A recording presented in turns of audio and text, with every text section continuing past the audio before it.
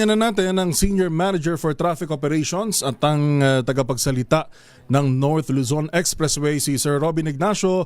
Sir Robin, magandang maulang hapon. Si Yuel Reyes po ito sa DZRH. Sir Yuel, magandang hapon din po sa ating mga taga-subaybay ng DZRH. Apo. Sir Robin, kamusta ho ang monitoring natin ngayon sa NLEX?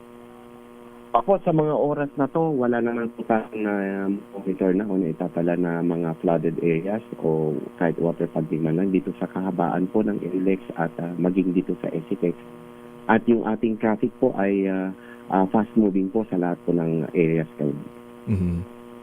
Nabalitaan namin kagabi, sir, meron pang parang naging malaking picnic area yung ano natin, yung ilang bahagi ng NLEX natin. Ano po nangyari kahapon, sir? Yes, sir. Actually, maghapon po kahapon, tuloy-tuloy nga po yung ulan. Pero kahit na namomonitor po namin, nababalitaan na po namin na marami na pong flooded areas outside of NLEX, within the vicinity of NLEX, maging yung MacArthur Highway ay flooded na po. Ang NLEX ay nanatili pong nadadaanan po. Wala naman po tayong flooded area. Hanggang sa bandang hapon po, late afternoon, nagkaroon na po ng pagbaha dito sa Balintawak area kung saan one lane na lang po yung nadadaanan. At yun po, hirap din po pumasok ng Metro Manila yung ating traffic kasi napag-alaman po namin na maraming flooded areas din po dito sa Metro Manila. At humaba nga po yung traffic natin na paluwas po ng Maynila, lampas po ng Paso de Blas. Bandang pasado 5 p.m. po kahapon, unti-unti na po nagkaroon ng tubig po dito sa ilalim ng Paso de Blas hanggang sa tumaas at hindi na po madaanan ng kahit anong klaseng sasakyan po ng mga around 6:40 p.m. Tuloy-tuloy naman po yung aming pumping system po ng tubig. Ano po, kasi meron po tayong pumping station po dito sa Balintawak at saka dito sa ilalim po nga ng Valenzuela Interchange. Pero na-monitor po namin na yung pinapump out po nating tubig ay karamihan po ay bumabalik na lang din po sa NLEX at nasabayan pa po ng malalakas na pag-ulan. So talagang napakabilis po yung pagtaas ng tubig at yung mga nakapilang mga sasakyan ay sila na po yung iba po doon ay talagang inabutan na po ng tubig. Opo. Ano po bang sistema natin, sir, sa meron din ho ba tayong mga pumping station sa NLEX para kahit at least pag nagtuloy-tuloy yung ulan, hindi maipon at magresulta ng hanggang mataas na pagbaha?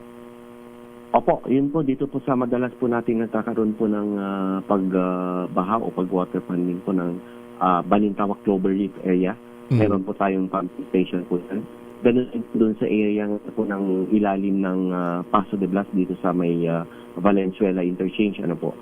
Pero kagaya nga po ng sinabi ko, yung pong ating pumping station ay can only do so much po pagka ganito na pong sitwasyon na talagang napakarami na pong tubig sa labas po ng NLEX, kung saan po doon sa outlet po ng pinapump po nating tubig ay karamihan po ay bumabalik na lang din po ng NLEX.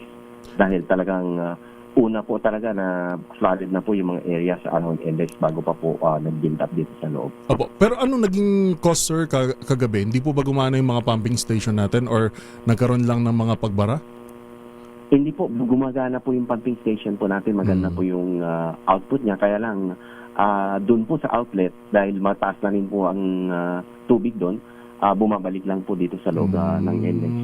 So ginawa din po namin nung gano'n na pong wala na makakadaan po dito sa Paso de Blas, both northbound and southbound. Pansamantalang sinara po namin yung mga papasok na toll plazas dito sa Ciudad de Victoria, dito sa Marilao at saka may Kawayan at maging dito sa Paso de Blas. At doon po sa bago mag-Bukawi interchange, inarang na po natin yung traffic po doon at pinapalabas na po ng interchange para po hindi na makadagdag dito sa area.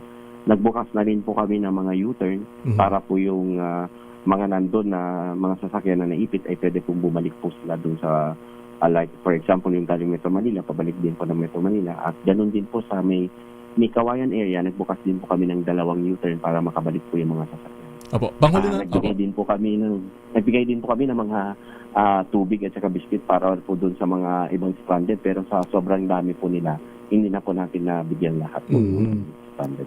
Opo. Panghuli na lang sir sa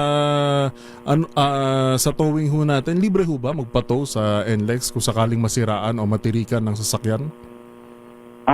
Ano po, yun ang ginawa po namin ngayon, yung mga inabutan po ng baha, pero yun pong pag normal po na ano natin ay yun pong natuto na motorista at nagsisettle o nagbabayad po ng towing fee po directly doon sa aming service provider po. Pero ito yung mga naapektuhan po dito sa Paso de Blas, yan po Libre. po na natin for free sa labas po. Alright. Sir Robin, maraming salamat po at makikibalita po kami from time to time. Ingat din po kayo. Yes po.